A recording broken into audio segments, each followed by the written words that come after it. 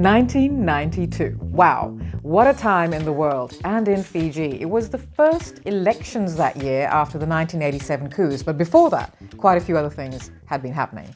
So because of my radio background, I was called one day and asked if I could come in for an audition. I was called by the Fiji National Video Centre. Fiji 1 did not exist in Fiji, not until 1994, but television had made its debut in Fiji in 1991 because of the Rugby World Cup, of course. And back then the Rugby World Cup was won by the Wallabies. So, and I think there was another World Cup on at that time. I can't quite remember. It may have been cricket. Anyway, because of my radio background, I was called around February 1992, and I had been going back and forth Melbourne and Fiji. So I went into the audition at the Fiji National Video Centre headquarters, which was in Richards Road in Domain in Suva. For people from Fiji, you'll know where that is. And obviously I nailed it because next thing you know, I'm on television. The first time I was on television, look, I'm really quite glad in some ways that they've lost some episodes or the archives. I know I'm being facetious. I'm actually quite sad that that people don't have archives. And when they talk about the history of television in Fiji, it's going to start from 1994, which is, well, a great loss to the people of Fiji. But anyway, I've got clippings, etc., etc. And so hopefully this is adding to Fiji's urban history and what we were capable of at a very progressive time in the world. So back to Fiji National Video Centre. The first time I was on air, the first time I read the news, oh my goodness, what was that? I was wearing a white shirt. Don't wear white on television, please. And I didn't like the way I was, so I really practiced talking to camera. Of course, being a radio person, I had to talk in certain ways. We talk with our necks elongated, our heads elevated, so we don't scrunch our vocal cords. We have our we have a certain way of talking on radio, opening your mouth and not being able to actually enunciate. It doesn't quite work the same way on television because everyone can see you. So you've got to do the same thing. Keep your mouth open without opening it, and also, keeping your head to camera. By the way, auto cues, no such thing. Someone, I don't know who, perhaps an intern, etc., someone young, would write out the day's news, sometimes not spelling it correctly, and the words correctly, and it was on Vanguard sheets. So the auto cue back then was just someone holding Vanguard sheets and, ripping them away and not quite keeping up with your cadence. But that's the beauty of, I guess you had to improvise. And this is what we did really, really well in Fiji. As multitaskers, as radio people, as television people, you could do everything and you could improvise. Like, just go for it. Oh my gosh. So the first time made me see something else, not just what I wasn't doing right on television, but also something significant, I felt. I am a woman of Indian ancestry, born in Fiji. I am Indo-Fijian. I am not Indian. I am Indo-Fijian. And I was sitting in front of a Masi backdrop at the news desk. Something really, really hit me. It really did. And if you're thinking, but really, back then you were that deep? Yes, I was that intense. I have always been intense. And I've always thought in terms of symbolic significance and cultural significance and unity. I really understood that me being on television could be quite symbolic. So I made the choice to wear saris, to show my unity, to show that I am a child of Fiji. I may not be Kaiviti, and I understand that, but I am a child of Fiji, and that was something very, it was a statement that I made back then, post-coup, a very sensitive time. The elections hadn't happened yet at this stage. Around March, April is when I started reading the news in 1992, but I started reading the news wearing a sari. I don't remember the names of the producers and the camera people, etc., but everyone looked at it and went, good, that's cool. That's nice. No one said don't do that. There were Kaiviti people there, there were Indo-Fijian people there, and no one said to me that I shouldn't do that. In fact, I was actually, it was seen as, this is a good thing you're doing. So, from then onwards, everything just changed and elevated to a national scale of renown. I was still singing, I was still modeling, but now something just expanded. All of a sudden it's like, oh my gosh, that's that girl who was, girl, woman, but they say girl, right? Girl who's modeling, and isn't that her voice on radio, on all the ads? And hey, I saw her singing. So it all just sort of fit together, and I then, I captured the attention of the nation. I was on air, on radio, on television. I was on stages singing and modeling. I was in the DNA of Fiji back then. It was, look, it's very humbling. It's really lovely, and I really appreciate all of that so much, because back then I was looking forward to being in my 50s. And this is something else I'll explain a bit later, but in my 20s, as a 20-year-old, as a 21-year-old back then in 1992, I did look forward to being in my 50s and hoping that I had made myself proud. And yes, I have, okay? I have, I think so. But going back to 1992. Also, then, so when I started reading the news and I just started getting more and more known and seen, to the point of I could not walk in Suva without people actually saying my name out loud.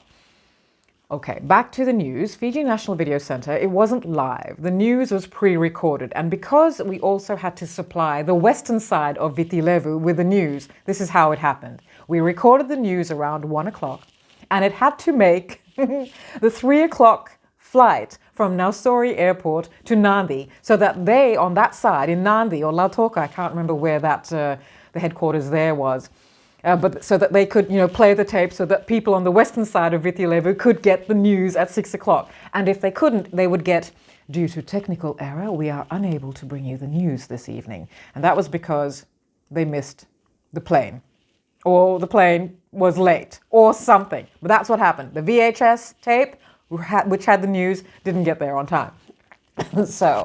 And then we would record the news around 5 o'clock for the 6 o'clock news in Suva. Now 5 o'clock, because of whatever news was breaking, there was a lot of news, and it had to be as fresh as possible to make it plausible that this was live. In between the recordings of the Western Side news and Suva's news, I would then, go into walk around in Suva. And because I was wearing saris, I didn't want to change because everything was pinned in place. My mother would do this for me. I would wear all her saris. Wearing saris was a choice I made to make a statement. But it was also very easy. Then I didn't have to decide what to wear. It was just, well, that sari is what I'm going to wear. And it was a lovely way to showcase all vintage saris, my mother's collection, my collection. In fact, this dress I'm wearing now is a dress I got made in 1992 from one of my mother's saris from the 60s. It's still in great condition. So I wouldn't change in between. I'd get, but I'd go into Suva City.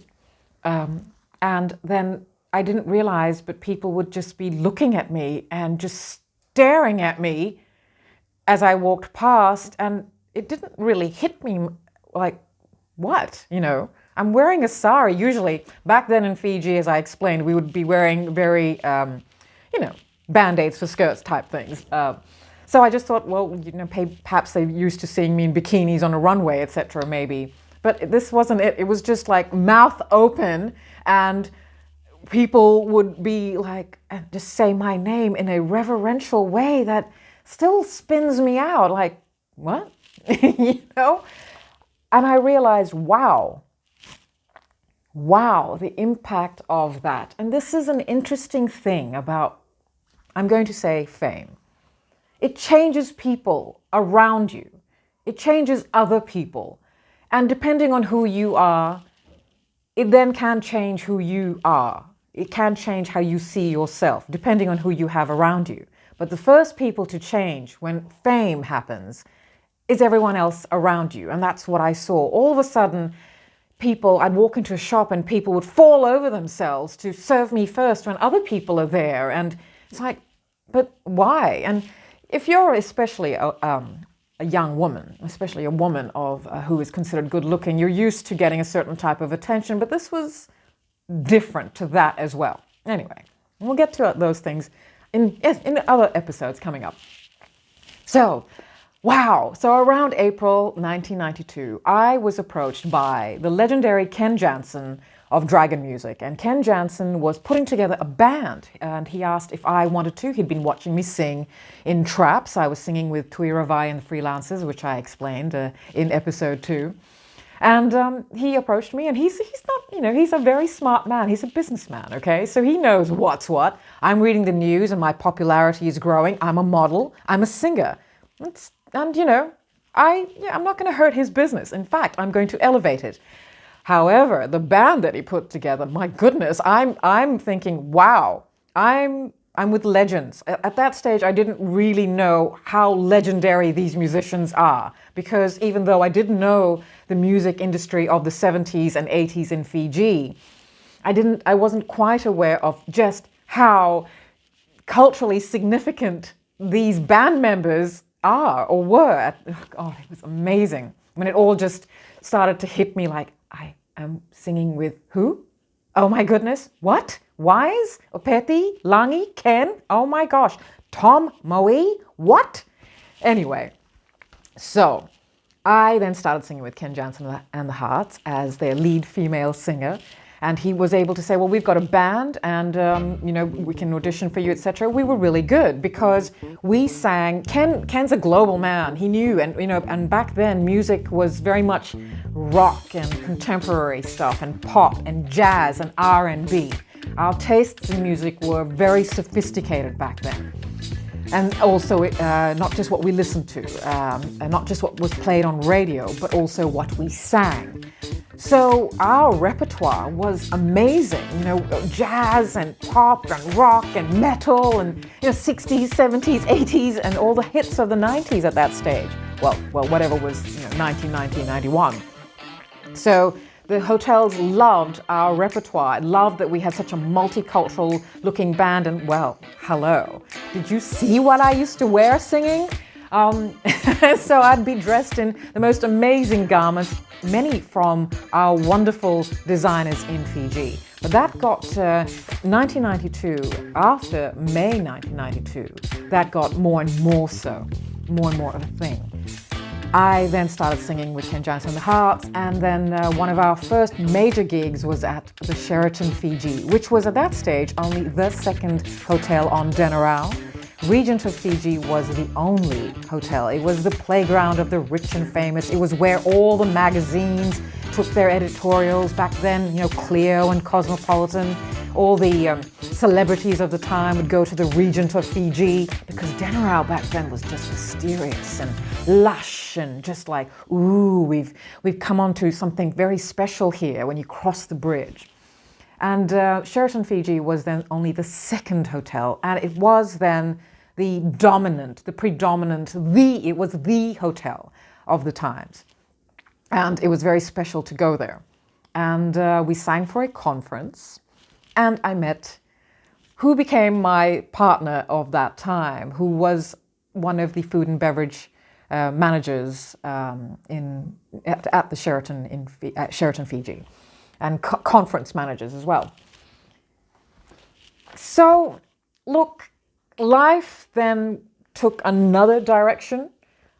I then lived at Sheraton Fiji from 1992 to 1995.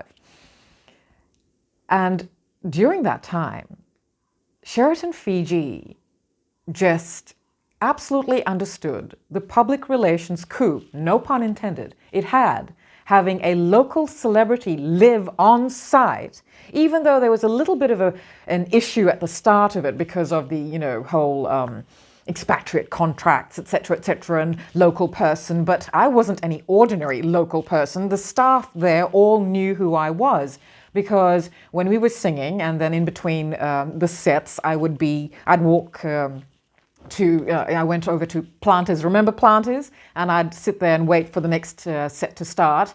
And all the bartenders knew me. They all knew me. Everyone knew me because, look, I don't know why, but they did. And I had also modeled at the Sheraton in the late 80s, early 90s. So, of course, they knew me as that. And now when people were watching the news, they could see me on air. Goodness me. It was a great time. It was a great time to be in Fiji in 1992. Not for everyone. Let me please say that. I am talking about a very privileged sector of society, and I do always acknowledge the privileges that led to the opportunities that I have seized with both hands and jumped into or jumped with, and never ever shirked any responsibility of that opportunity, because with privilege comes the responsibility of understanding what that privilege is. Anyway, so 1992, I then lived at the Sheraton, Fiji with my then partner. But it was also the time of the first elections. Have I mentioned that? The first elections after the coups of 1987, and in May 1992, the first elections were held. And I got betrothed. And all of this coincided with being splashed on the front page of the Fiji Times after a major fashion parade held by Asco Motors. And that was the boat and car show, or is it the marine and motor show? And Yamaha, sponsored it, etc. And Yamaha was also in music, so Dragon Music was associated with Yamaha. So music and fashion were very closely tied. And then media got tied as well. I was modeling for Anna Sweetman, who had Anna's model management, and she was the fashion person of the times, and she really is a legend of the fashion industry in Fiji. She is still a friend and just a wonderful, wonderful person for me to have had as a mentor and someone who looked after me and was there for my interests, because she did manage us, and we got paid really, really well, and she understood star quality. And a few of us were known as the exclusive models of the time, and we were paid well, and we were treated as such. And as I said, there was definitely unity between the music and fashion and media industries. So, Asco Motors. And this was because of a wonderful, wonderful man by the name of Jerry. Forgive me, I cannot remember his last name, but Jerry was a Kaiviti man. I believe he is no longer with us. And he was just a wonderfully progressive man who understood branding and star association. And he and Anna would collaborate. Anna, Ken Jansen, and Jerry would collaborate to have a wonderful combination of all of our wonderful artistic industries. I say wonderful a lot because how else can I describe the industries of that time? So, in May 1992 was the Asco Motors car and boat show at Civic Centre in Suva. And the highlight of it was a fashion parade starring the top models of Fiji, Anna's model management models. And we were showcasing swimwear done by a local designer, Micelle Philp. What amazing designs. Very, very of the times now. Just wonderful swimwear. And it was free. It was a free fashion show, exclusive but accessible. So exclusive but not elite. And everyone came from all over the place. And it was not scandalous or anything. They were just seeing all of these top models. But every time I'd go out onto the runway, people would start hollering and laughing, and I was a bit taken aback. I didn't let that be known. I didn't let that affect me, but I didn't quite understand what the reaction was. They would be just, KAILA is what we call it, and I'm like, gosh, are they laughing at me? But again, I didn't let that affect me. And then when I went backstage and in between changes, I asked one of the other models, like, why are they laughing at me? And she said, man, they like you. They're laughing at you because they like you. They know who you are. And that really, and then I remember Anna saying to me, they know who you are. Just go back out. And that just like, oh, okay. So that, and that was before the last walk. So I do remember coming out in the last walk going, okay, they do like me. This is really sweet. A very interesting way of showing it, but that's just the way it's protocol. It's a way of showing, people laugh at everything. People will laugh even if they want to show displeasure or if they're upset. So anyway, but this was nice that the laughter was because they were happy with what they were seeing.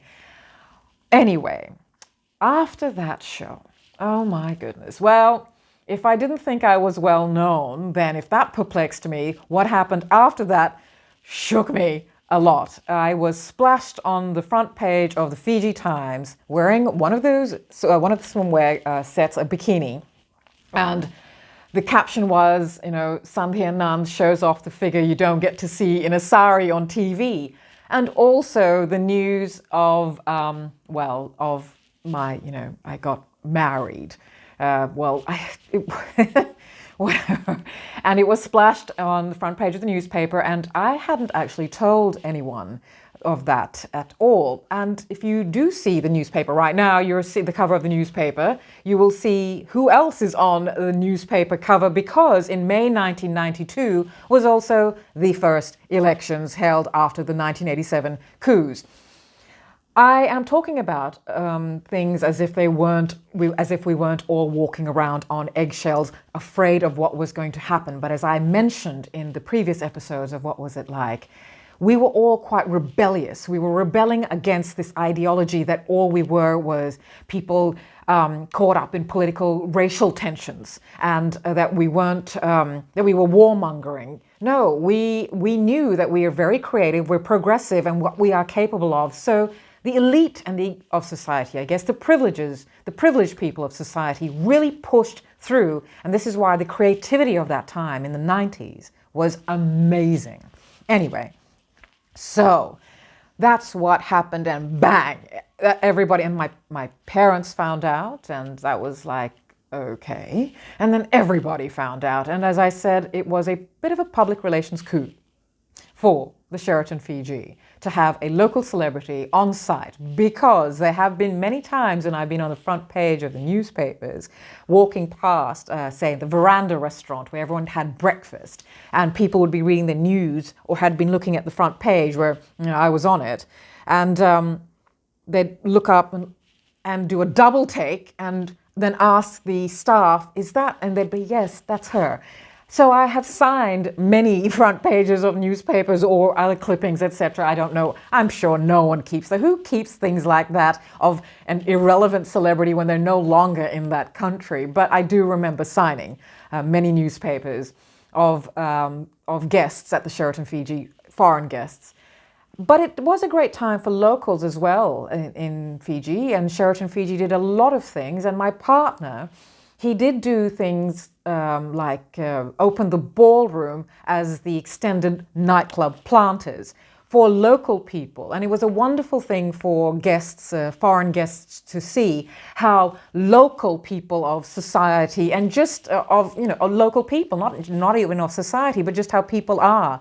And we listen to the music we listen to, and how we dress, and what we do, that we're not just all as tourism campaigns would have you believe, just all village people who don't really know anything about celebrities or people outside of the borders of our country. That's not quite true. But anyway, so it was a really wonderful way for people to see both sides of the world. So Sheraton Fiji was very much at that stage open to locals, very much about catering to local people, very much about making the people of Fiji welcome, to that property. And quite a lot of people on management there were local, as well as, of course, a mix of expatriate and local. So yes, it was a huge draw card to have me on site. Plus, having me there meant that a lot of fashion parades and fashion shoots could happen there as well. And I'm going to get to that soon. I'll be talking about that on Stylander, one of the biggest fashion events to happen at the Sheraton.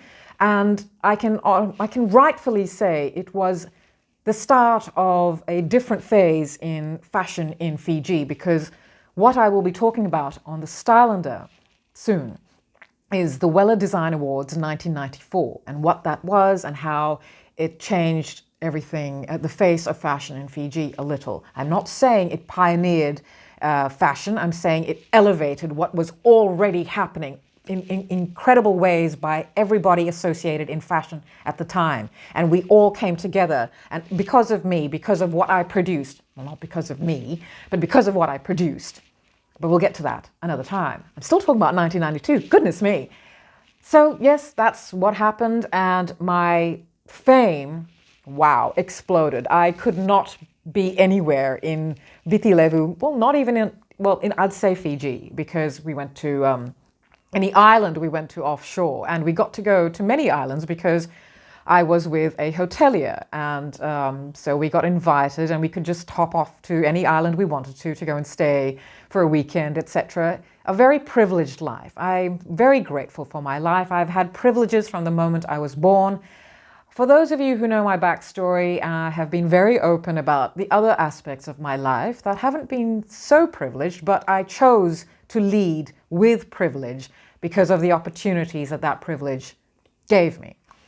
And it is greedy, I feel, to have privilege and then demand sympathy or empathy for trauma that may have been experienced. I think that I chose well. I chose to go with privilege. And back then it was a different time. Trauma was not something we got to know until CSI came to being, and trauma was a blunt force, preceded the word trauma. But anyway, back to 1992.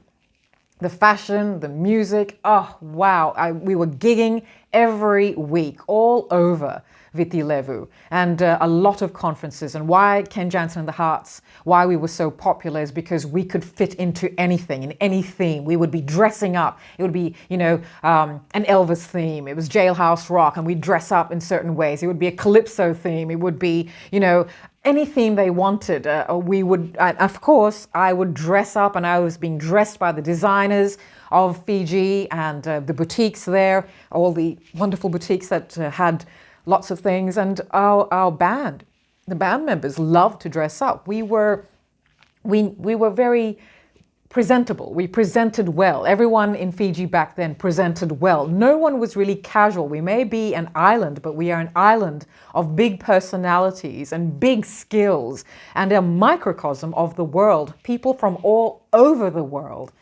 So we were gigging all the time and fashion parades all the time. In 1993, we had some major parades as well. The 1993 Asco Moto Show, again, was a huge draw card.